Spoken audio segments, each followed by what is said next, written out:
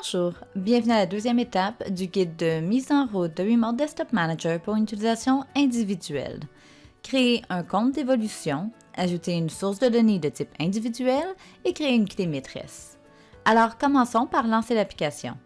Vous remarquerez qu'en démarrant RDM pour la première fois, vous avez déjà une source de données locale. Il s'agit d'une source de données SQLite. Vous devez toujours conserver au moins une source de données, donc on n'effacera pas. Les sources de données sont le cœur de RDM car elles contiennent toutes vos entrées. Allez dans Fichier et créez un compte Devolutions. C'est le point d'entrée pour nos services en ligne incluant le portail client, Devolutions Online Database, le service d'installateur personnalisé, Devolutions Online Backup et bien d'autres. Vous verrez à quel point un compte Devolutions peut vous être utile à cette étape-ci et aux étapes suivantes. Cliquez sur Créer un compte Devolutions, puis entrez toutes les informations requises. Adresse courriel, prénom et nom, ainsi qu'un mot de passe robuste. Puis, cliquez sur Créer un compte. Il ne reste qu'à cliquer sur Lien d'activation qui vous a été envoyé automatiquement par courriel. Maintenant que c'est fait, retournons dans RDM pour créer la première source de données. Une source de données de type individuel est conçue pour une utilisation individuelle ou pour les équipes de 3 utilisateurs au moins qui ne désirent pas implanter de sécurité. Pour faciliter votre réflexion quant au choix d'une source de données, voici un tableau démontrant les différentes sources de données compatibles ainsi qu'une liste de critères déterminants selon le contexte.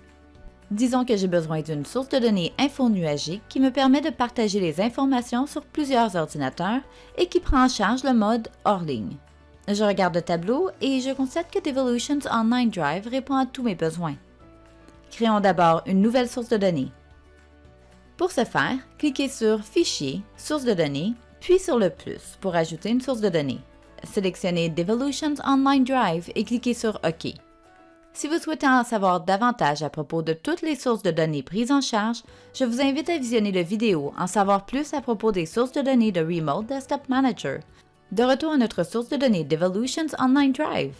Saisissez le nom de votre source de données. Dans mon cas, il s'agit d'une compagnie fictive, Windjammer. Puis, le nom d'utilisateur, qui est en fait l'adresse courriel de votre compte Devolutions. Cliquez sur OK.